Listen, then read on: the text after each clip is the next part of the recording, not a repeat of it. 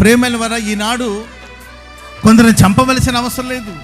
లోక ఆశలో మునిగిపోయేటట్లుగా చేసి ఏదో ఒక కార్యక్రమంలో మనం ఏం చేస్తున్నామో, ఎక్కడికి వెళ్తున్నామో, మన జీవితంలో ఏం సంభవిస్తుందో, ఏం జరుగుతుందో, నష్టం జరుగుతుందా, మేలు జరుగుతుందా, ఇది మంచి కోసమా, ఇది చెడ్డ కార్యాల కోసమా, ఆ విచక్షణ కోల్పోయి పాపపు ఊబిలో మానవుడు మరింతగా కూరుకుపోయి చివరికి తన ప్రాణాన్ని, ఎవరు చంపాల్సిన అవసరం లేదు, తన ప్రాణాన్ని తానే పోగొట్టుకుంటున్నాడు. ఎవరు నీ సమయాన్ని పాడు చేయవలసిన అవసరం లేదు. దేవుడు నీకు ఇచ్చిన విలువైన సమయాన్ని నీవే పాడు చేసుకుంటున్నావు. షార్ట్స్ చూస్తూ ఉంటారండి సెల్ ఫోన్లో కొంతమంది. దానికి ముగింపు ఉందా?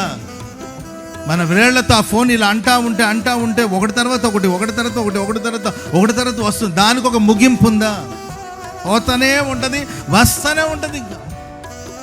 విలువైన సమయం, మంచి వాటి కోసం సమయాన్ని కేటాయించకుండా, మంచి కార్యాల మీద మనసును నిలపకుండా, యవనస్తులు ప్రగతి పదం వైపు అడుగులు వేయకుండా, కుటుంబ వ్యవస్థ ఆశీర్వాదపు వైపు అడుగులు వేయకుండా, సమయాన్ని, దేవుడిచ్చిన విలువైన సమయాన్ని, దేవుడిచ్చిన శ్రేష్టమైన సమయాన్ని చేతులార పాడు చేసుకుని సాతాను కబంధ హస్తాలు పడిపోయి చివరికి ప్రియులరా నరకంలోనికి వెళ్ళిపోతున్నారు.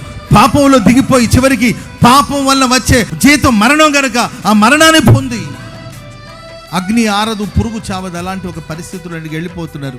నా దేవుడు వాత్సల్యత గల దేవుడుగా నీ కొరకు ఎదురు చూస్తున్నాడు.